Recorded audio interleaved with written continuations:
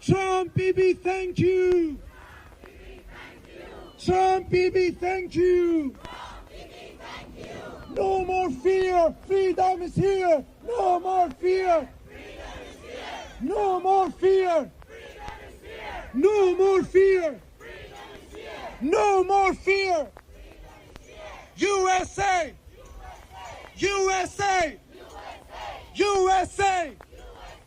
USA. COVID.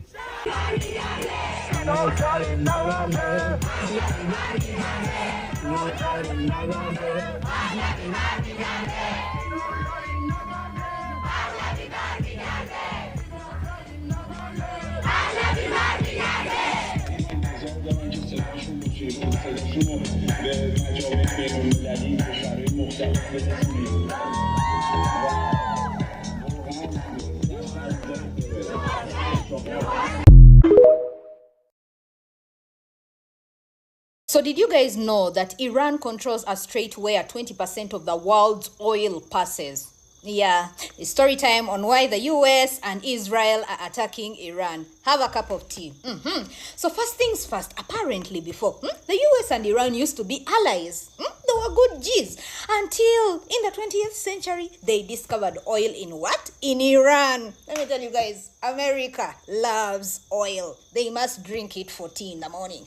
Anyways, so when they discovered oil in Iran, a British company went and set up for them to start what? Mining this oil. But you know, like these whites, man, they'll give you that we are going to build for you this, but we're going to take like 80% for like the first 50 years. They have crazy deals. That's all you should know. So basically, Iranians started feeling like they were not benefiting from the oil that they had discovered. The economy was not doing wonderfully, like they say. Anyways, so in 1951, a prime minister known as Mohammad Mossadegh, I don't know if I've pronounced that right, but he nationalized the oil in Iran. You know what that means? It's no longer being produced by companies, but now it is the government that is doing it.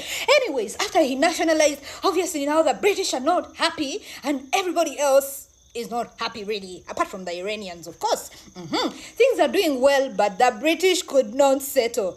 They boycotted oil that was coming from Iran. So the British, with help of the US, organized a coup in 1953, and they removed that prime minister. Jesus Christ of Nazareth. Anyways, thereafter, they instilled their own new, like basically the president of Iran. They brought a new one, and this one was called Mohammad Reza Pahlavi.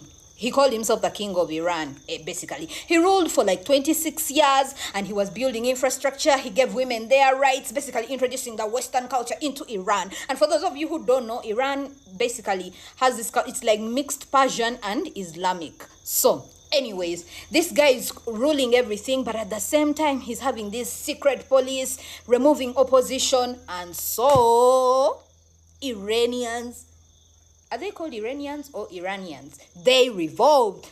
And they were like, no, we don't want this guy anymore. And in 1979, there was like the Islamic Revolution in Iran.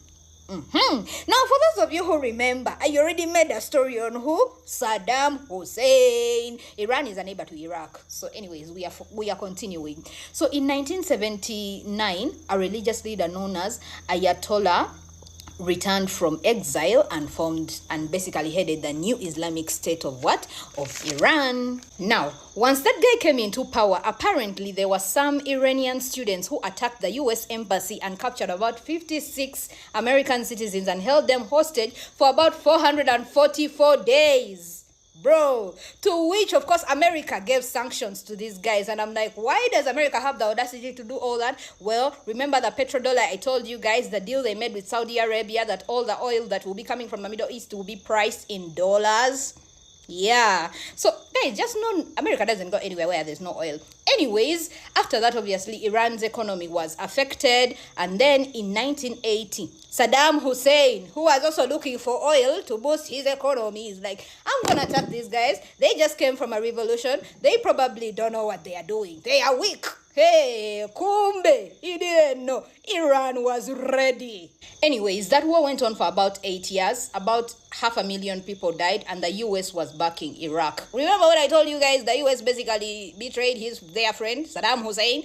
Anyways, in 1988, apparently, the US bombed a civilian aircraft, and they apparently said that they confused it for a fighter jet, and they killed 290 Iranians. Thereafter, Iran denied the existence of Israel. And they even apparently started supporting those resistance groups in Gaza, the Hamas, in Lebanon, in Yemen, all of them against the US invasion in the Middle East. Anyway, guys, part 2, because I feel like this is so long.